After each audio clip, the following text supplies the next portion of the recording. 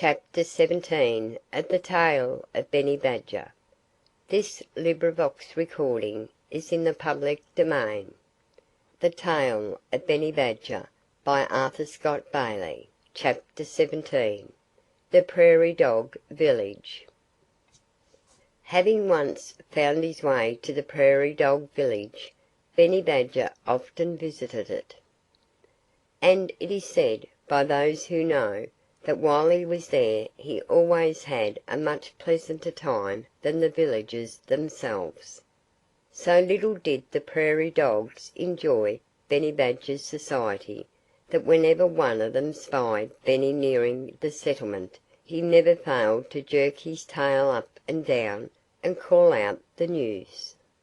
At the sound of the alarm, a high-pitched chatter, every prairie dog who wasn't at home scurried for his hole as fast as he could scamper. Benny Badger always had to smile when he saw the villagers tumbling through their doorways. They couldn't have done anything that would have suited him better. Had there been a single one among the prairie dogs that wasn't a dunce, he would have run away from his hole outside the village to hide somewhere until Benny Badger left the place. But the prairie dogs were too stupid to think of such a trick.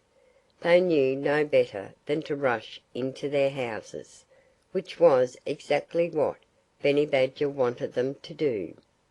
And if anything happened now and then to make matters specially unpleasant for the prairie dogs, it never troubled Benny Badger. He seemed to grow fatter and happier than ever as time passed. But at last he heard a bit of news one day that made him feel quite glum. A young deer mouse claimed to have overheard a rancher talking, the rancher that lived about a mile from Benny Badger's home. And the deer mouse reported that the man was going to get rid of the whole prairie dog family. "He says they eat too much grass and dig too many holes," the deer mouse declared. Though the news upset Benny and quite took away his appetite for a few moments, he began to cast about for a way to prevent such a sad affair. If you could have seen him with a worried look on his face, anxiously asking everybody he met to give him advice, you would have thought that he felt very, very sorry for the prairie dogs. But such was not the case at all. Benny Badger was feeling sorry for himself, for he knew that if the rancher drove the villagers away he would miss them terribly.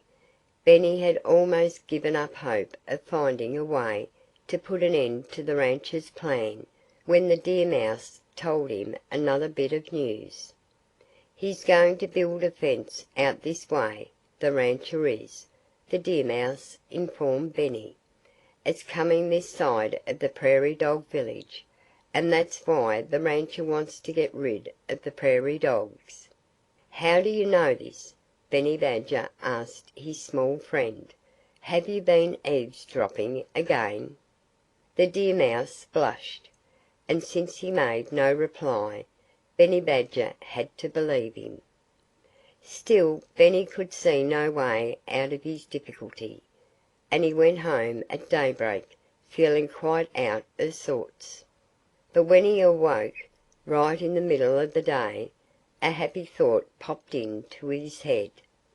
He was so excited by it that he couldn't go to sleep again, though the sun was shining brightly.